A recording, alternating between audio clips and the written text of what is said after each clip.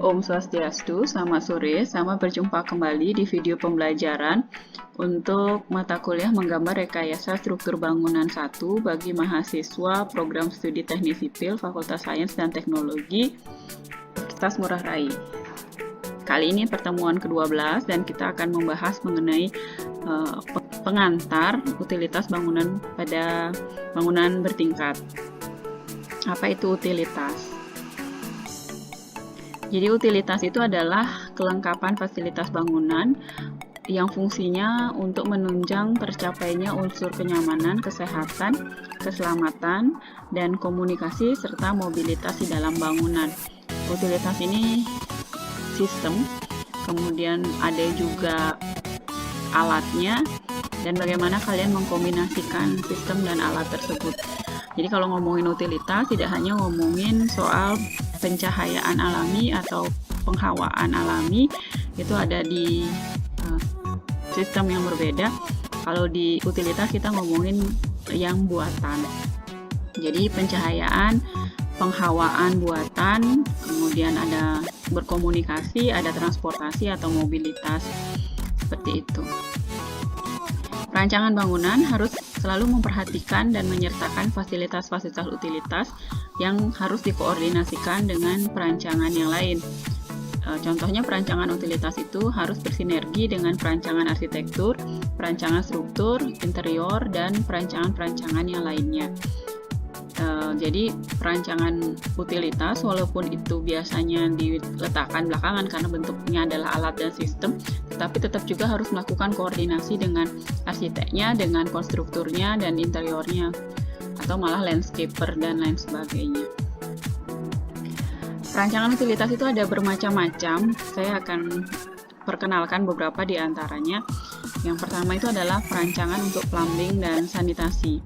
Plumbing itu pipa, perpipaan, baik air bersih maupun air kotor, dan sistem ini saling berkaitan satu sama lain. Sebab kalau ada air bersih yang masuk, pasti ada air kotor yang keluar.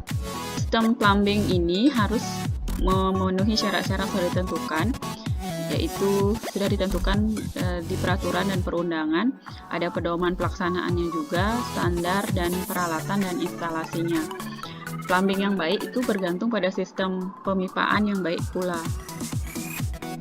Selain pemipaan, ada hubungan erat antara penyediaan air dan sanitasi, di mana sanitasi itu berhubungan dengan kesehatan, penggunaan air, dan pengolahan dan pembuangan limbahnya. Jadi sanitasi itu ada hubungannya dengan pembuangan limbah.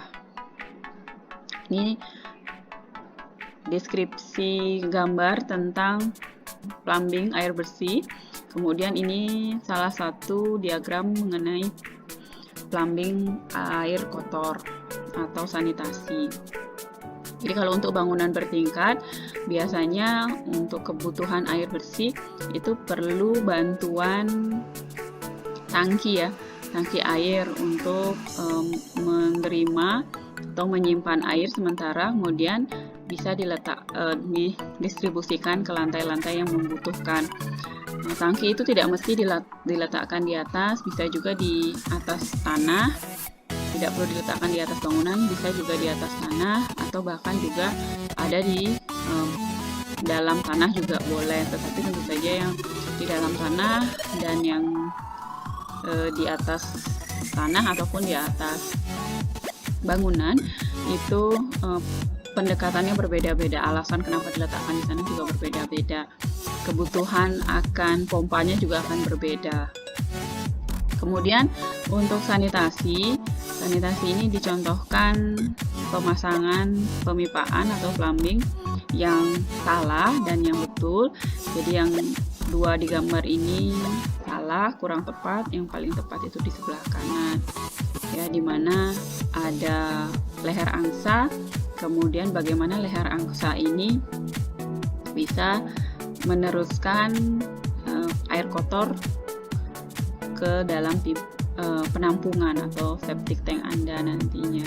Tidak boleh seperti ini ya, karena udara bisa masuk lebih mudah.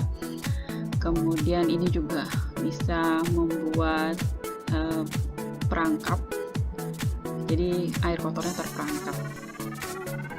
Jika A lebih besar dari B, maka akan ada efek sifon yang akan mengosongkan bejana yang ada di atas atau perangkap air.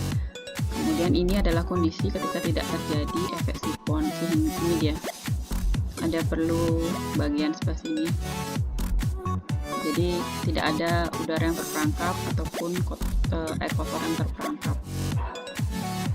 Kemudian utilitas yang lain dalam bangunan bertingkat itu adalah pencegahan kebakaran.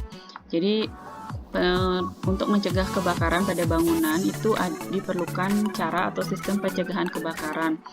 Sebab kebakaran selain juga menimbulkan kerugian materi, juga tentu saja ada nyawa manusia yang harus dijaga. Juga ada kemungkinan terjadinya gangguan atas proses produksi barang dan jasa, kerusakan lingkungan, dan terganggunya sistem kehidupan masyarakat. Kebakaran itu harus dicegah, terutama pada bangunan bertingkat ya.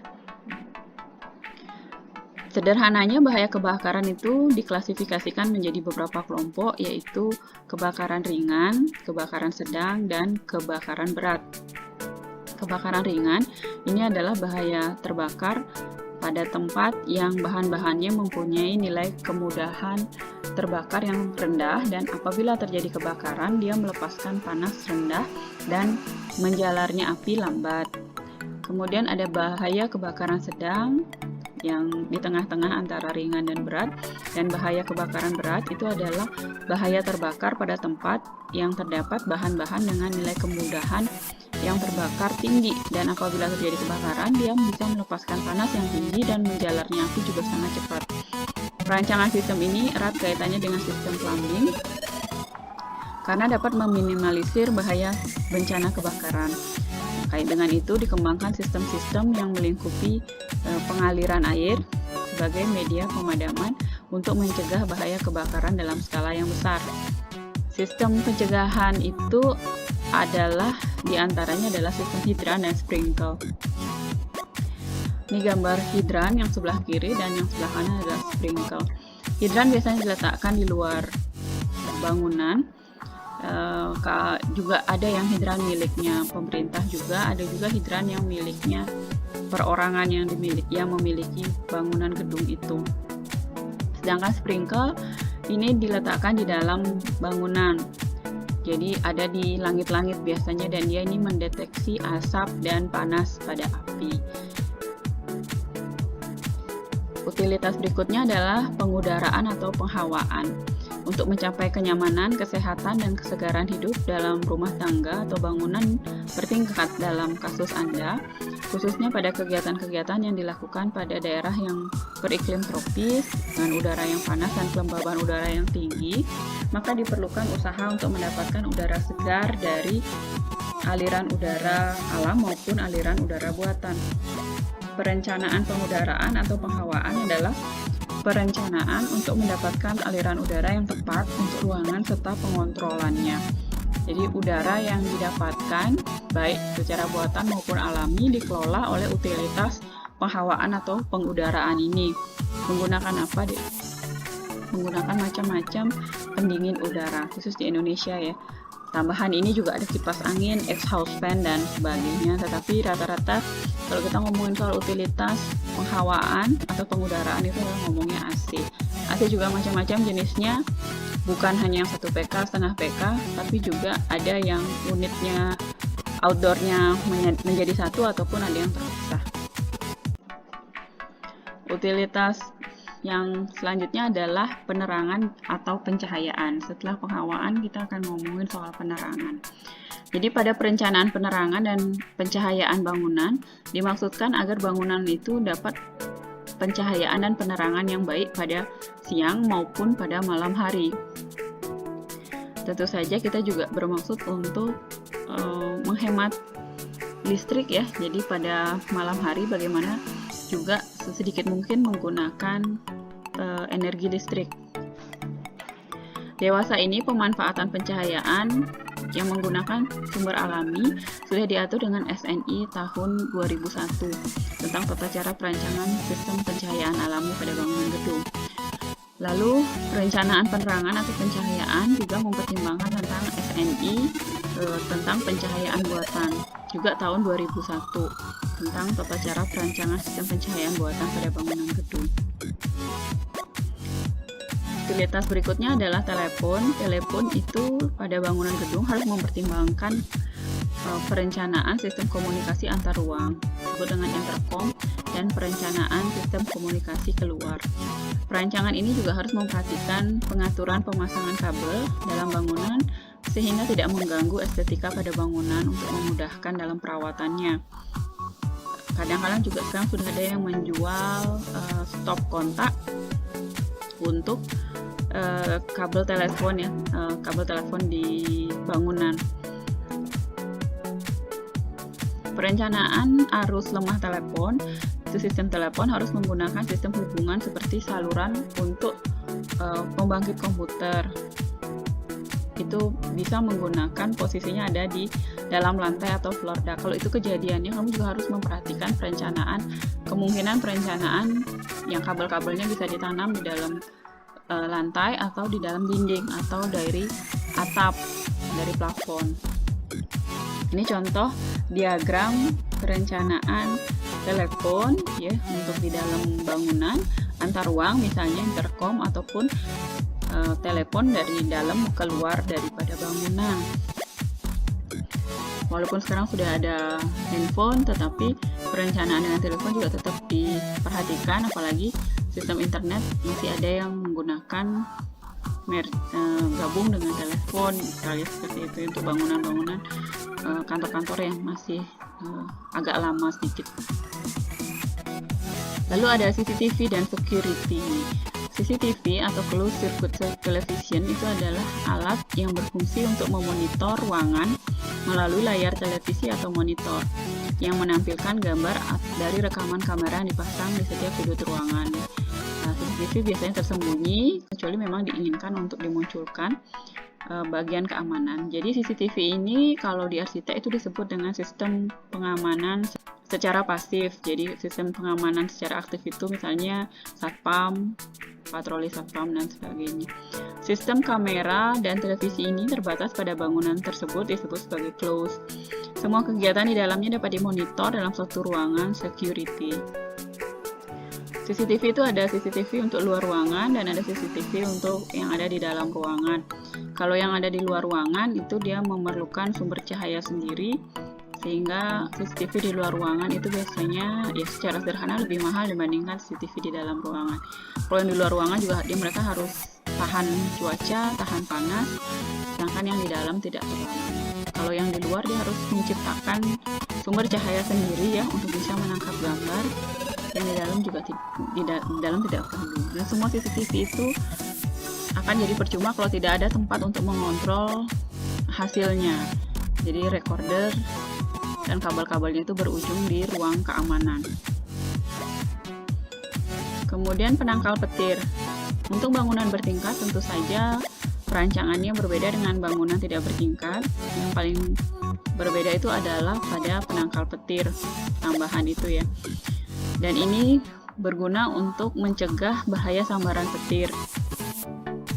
Penangkal petir diletakkan di puncak daripada bangunan dan dia harus dipasang memang pada bangunan yang tinggi, minimalnya pada bangunan 2 lantai, terutama bangunan yang di sekitarnya masih rendah ketinggiannya, jadi bangunan kamu paling tinggi seperti itu.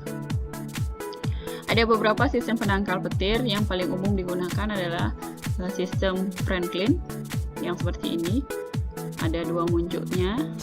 Kemudian ada sistem Faraday yang mengelilingi bangunan, dan yang terakhir adalah sistem radioaktif.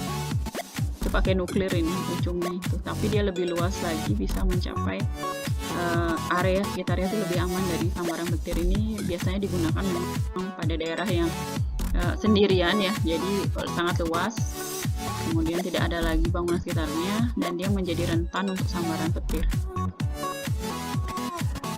Utilitas selanjutnya adalah tata suara. Tata suara itu direncanakan untuk memberikan fasilitas kelengkapan pada bangunan. Tata suara ini dapat berupa background music dan announcing system atau public address yang fungsinya untuk menghias keheningan ruangan dan jika ada pengumuman tertentu.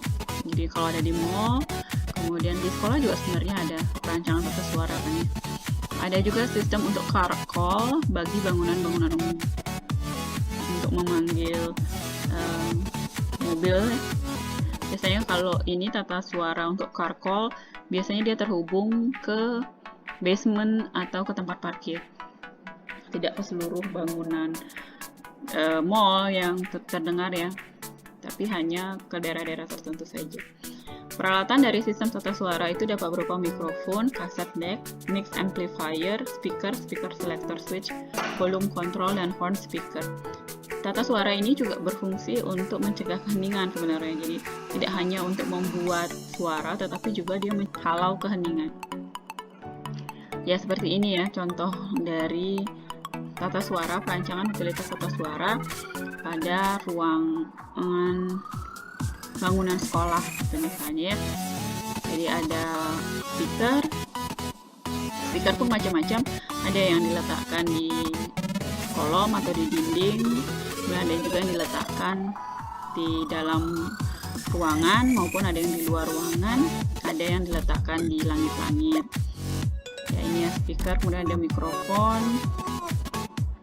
ada amplifier, ada juga mikrofon yang di meja, dan semuanya akan diteruskan ke speaker-speaker yang dimaksud. Paling terakhir adalah perancangan transportasi dalam bangunan. Bangunan Anda yang cuma 2 lantai memang tidak memerlukan utilitas transportasi yang terlalu detail, cukup tangga saja. Tetapi kalau bangunannya berlantai banyak, lebih dari 4 lantai, perlu memikirkan alat transportasi yang lain. Jadi alat transportasi itu, utilitas transportasi itu ada yang berupa vertikal seperti elevator dan arah horizontal contohnya adalah conveyor atau arah diagonal berupa eskalator. Contohnya seperti ini ya. Jadi ini elevator atau lift, kemudian eskalator, ini untuk diagonal, kemudian ini ada conveyor belt, lalu ini ram yang temenan sama tangga sebenarnya, dan yang terakhir adalah lift transparan. Penting digunakan misalnya untuk daripada liftnya tertutup ya. Kalau lift tertutup mungkin lebih cocok di perkantoran, tapi kalau di mall gitu yang mau menjual banyak barang, lebih baik pakai lift yang transparan seperti ini. Ini conveyor belt atau travelator kalau saya bilang, ini adanya biasanya di bandara untuk memudahkan perjalanan dari satu titik ke titik lainnya, karena jarak antar terminal biasanya jauh-jauh ya di bandara, sehingga menggunakan travelator atau conveyor belt. Kalau yang ini eskalator, ini juga banyak. Semoga pengalamannya bisa mencapai semuanya. Harapan saya sudah pernah merasakan macam-macam utilitas transportasi.